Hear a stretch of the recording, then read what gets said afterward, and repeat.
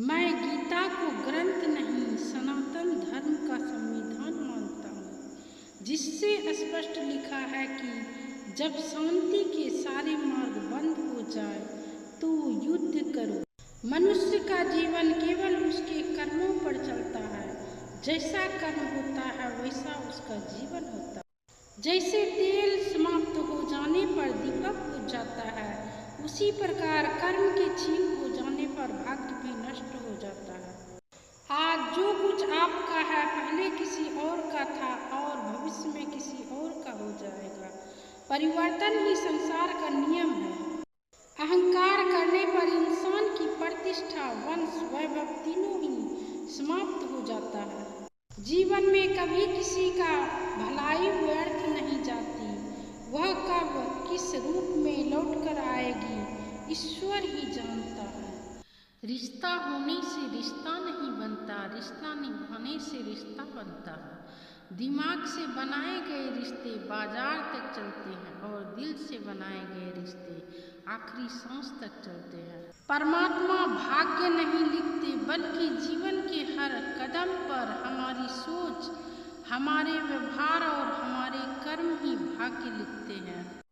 अच्छे समय से ज़्यादा अच्छे इंसान के साथ रिश्ता रखो। अच्छा इंसान अच्छा समय ला सकता है, लेकिन अच्छा समय अच्छा इंसान नहीं ला सकता। नहीं चाहिए मुझे किसी और का सहारा, एक तेरा सहारा काफ़ी है। क्यों मैं देखूं सारी दुनिया को ओ कान्हा, एक तेरा नज़ारा काफ़ी है।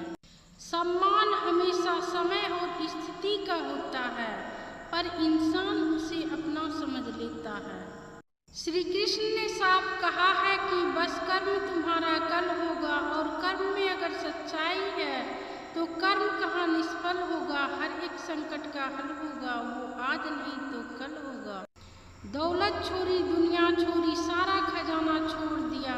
कृष्णा के प्रेम में दीवानों ने राजघराना छोड़ दिया। दरवाजे पे जब लिखा हमने नाम हमारे श्याम का, मुसीबत ने दरवाजे पे आना छोड़ दिया। ईश्वर की प्राप्ति आयु, धन, जाति पर निर्भर नहीं करती है।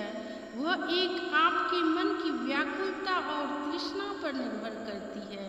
उसे व्याकुलता और तृष्णा के लिए आपको कृष्ण की शरणागति आवश्यक है।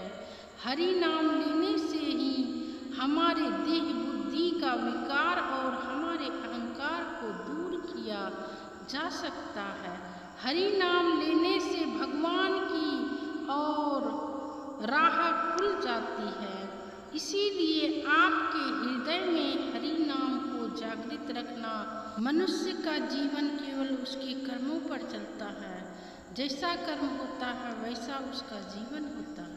हमारा दिमाग ही हमारे लिए सब कुछ है। जैसे आप सोचेंगे वैसे ही आप बनेंगे। दुखों का भागीदार भगवान ने उसको ही बनाया जिसे भगवान ने काबिल समझा। समस्या को देखकर जीवन से हार मत मानो। क्या पता इसी समस्या के अंदर तुम्हारी महान शुरुआत छुपी हो। बड़ा दुख हमेशा बड़ी शुरुआत भी लेकर आता है। जो इंसान नाराज होकर भी आपसे बात किए बिना नहीं रह सकता, तो समझ लीजिए उससे ज़्यादा प्रेम आपको कोई नहीं कर सकता। धैर्य रखना, कभी निराश मत होना। जिसने तुमको बनाया है वो इस ब्रह्मांड का सबसे बड़ा लेखक है। बस पढ़कर अधूरा ना छोड़ना। जय श्री राम।